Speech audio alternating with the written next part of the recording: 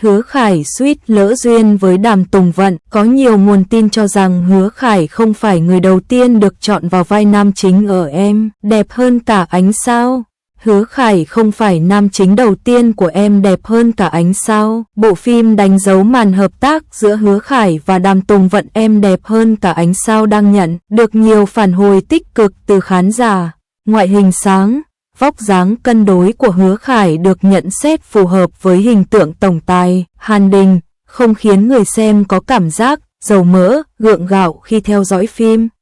Cụ thể, khi Em Đẹp Hơn Cả Ánh Sao tuyển chọn diễn viên, ngoài vị trí nữ chính đã thuộc về Đàm Tùng Vận thì nhân vật nam chính được hướng tới Trung Hán Lương, người đã từng có duyên hợp tác với mỹ nhân họ Đàm trong dự án cổ trang Cẩm Tâm Tượng Ngọc.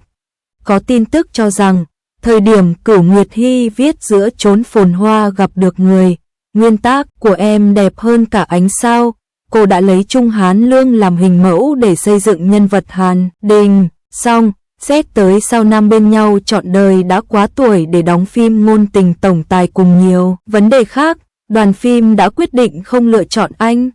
Trước đó, khi Đàm Tùng Vận kết đôi cùng Trung Hán Lương trong Cẩm Tâm Tượng Ngọc đã nhận về không ít ý kiến trái chiều từ khán giả. Một phần nguyên nhân cũng bởi sự chênh lệch về tuổi tác quá lớn, 16 tuổi, của hai diễn viên, khiến họ thiếu đi cảm giác couple, dù Đàm Tùng Vận và đàn anh vào vai một cặp vợ chồng. Nhiều netizen thở phào nhẹ nhõm khi biết đoàn phim đã lựa chọn Hứa Khải để đóng Hàn Đình chứ không phải Trung Hán Lương.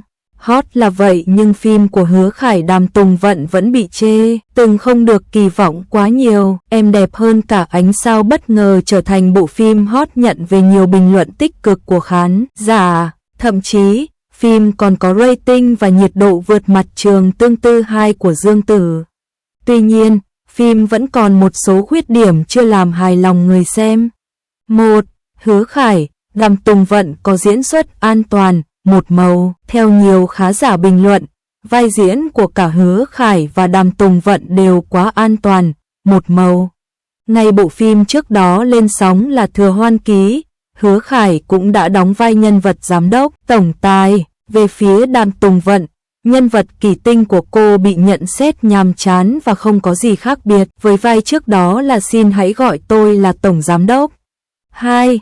Cốt truyện thiếu mới là Em Đẹp Hơn Cả Ánh Sao được chuyển thể từ tiểu thuyết Bắc Kinh Nào Đẹp Bằng Em của tác giả Cửu Nguyệt Hy. Cuốn tiểu thuyết này được hoàn thành và xuất bản từ năm 2018, cách đây 6 năm trước. Nhiều người cho rằng nội dung nam chính tổng tài lạnh lùng gặp gỡ, che chở cho nữ chính yếu đuối, tốt bụng đã khá lỗi thời, không còn nhiều mới mẻ. 3. Nhịp phim chậm, Em Đẹp Hơn Cả Ánh Sao đã phát sóng đến tập 23, quá nửa tổng số tập phim nhưng những chi tiết tình cảm của Hứa Khải, Đàm Tùng Vận vẫn còn quá ít. Nhiều người bày tỏ sự chán nản cũng như thiếu kiên nhẫn để nhìn thấy những cảnh thân mật hơn giữa nam, nữ chính. Tin 02, tranh cãi việc Hứa Khải có cát xê cao hơn Đàm Tùng Vận trong phim mới. Em Đẹp Hơn Cả Ánh Sao là bộ phim đang hot nhất thời điểm hiện tại. Mọi chủ đề xoay quanh bộ phim đều được người hâm mộ vô cùng quan tâm. Mới đây, trang Up Media của Trung Quốc đã tiết lộ số cát xê của dàn diễn viên trong phim. Theo Up Media, Hứa Khải có số cát xê cao nhất đoàn phim, khoảng 14 triệu tệ, 48 tỷ đồng. Trong khi đó, Đàm Tùng Vận lại chỉ nhận được khoảng 11 triệu tệ, khoảng 38 tỷ đồng.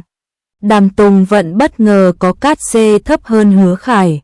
Lý giải cho điều này, các blogger giải trí cho rằng gần đây tên tuổi của Hứa Khải đã hot trở lại với những dự án phim được chú ý như Lạc Du Nguyên, Thừa Hoan Ký.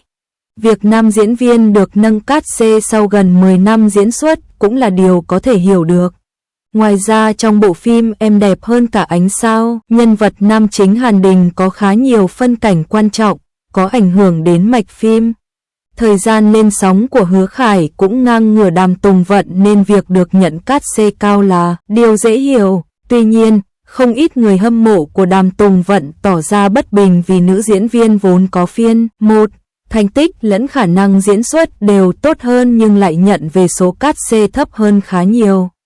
Hứa Khải được kỳ vọng trở lại đỉnh cao sự nghiệp. Thời gian gần đây, sự nghiệp Hứa Khải được đánh giá ngày càng khởi sắc khi có liên tiếp những bộ phim hiện đại được chú ý như Thừa Hoan Ký, Em đẹp hơn cả ánh sao. Việc Vu Chính cố gắng cho nam diễn viên đóng cùng những nữ diễn viên tên tuổi như Dương Tử, Đàm Tùng Vận có lẽ là lựa chọn vô cùng sáng suốt. Đặc biệt trong bộ phim Em đẹp hơn cả ánh sao, vóc dáng nhỏ nhắn, diễn xuất dễ chịu và tương tác tự nhiên với bạn diễn của Đàm Tùng Vận đã giúp Hứa Khải tự tin hơn trong diễn xuất rất nhiều. Nam diễn viên được kỳ vọng có thể trở lại thời kỳ đỉnh cao sự nghiệp như năm 2018 khi Diên Hy công lược lên sóng.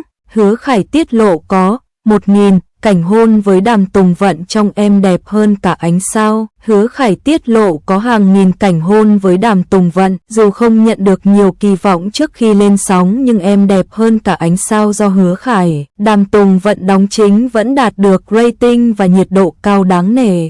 Lý do lớn nhất giúp phim lấy được thiện cảm của khán giả là bởi tương tác hóa học cực tốt của cặp nam nữ chính. Mới đây, Hứa Khải còn hài hước tiết lộ tình tiết này trong phim khiến người hâm mộ đứng ngồi không yên. Cụ thể trong buổi quảng bá Em đẹp hơn cả ánh sao, khi được hỏi có bao nhiêu cảnh hôn, Hứa Khải hài hước khẳng định có nhiều lắm, hàng nghìn cảnh hôn luôn.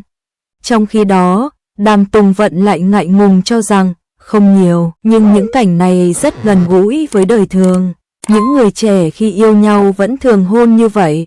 Những chia sẻ có phần trái ngược, nhưng hài hước này của cặp đôi nhân vật chính khiến người hâm mộ càng tò mò về những diễn biến tiếp theo của bộ phim. Hứa Khải tiết lộ có rất nhiều cảnh hôn với Đàm Tùng Vận trong phim Em đẹp hơn cả ánh sao và nhiều tình tiết thú vị. Em đẹp hơn cả ánh sao được cải biên từ tiểu thuyết Bắc Kinh nào đẹp bằng em của tác giả Cửu Nguyệt Hy. Phim xoay quanh Kỷ Tinh, Đàm Tùng Vận thủ vai một cô gái xinh đẹp, tài giỏi, chuyên gia nghiên cứu lĩnh vực trí tuệ nhân tạo và có mong muốn khởi nghiệp. Vào lúc khó khăn nhất, cô gặp Hàn Đình, Hứa Khải thủ vai một tổng tài lý trí, khô khan nhưng lại nhìn ra tài năng và nhiệt huyết của Kỷ Tinh. Anh quyết định đầu tư vào công ty của cô nhưng không ngờ lại xảy ra tình một đêm ngoài ý muốn. Lúc đó, Kỷ Tinh vừa bị bạn trai 7 năm chia tay nên đã có quyết định táo bạo với cấp trên của mình. Dần ra, Hàn Đình nảy sinh tình cảm đối với một Kỷ Tinh mạnh mẽ, thông minh nhưng cũng ngọt ngào. Phim liên tục gây sốt vì thiết lập nhân vật quá chân thực, tương tác hóa học ngọt ngào và chân thực của Hứa Khải, Đàm Tùng Vận. Tuy nhiên đây là phim có đề tài khởi nghiệp nên tiến triển tình cảm của cặp nam nữ chính khá chậm, khiến khán giả ngày càng sốt ruột.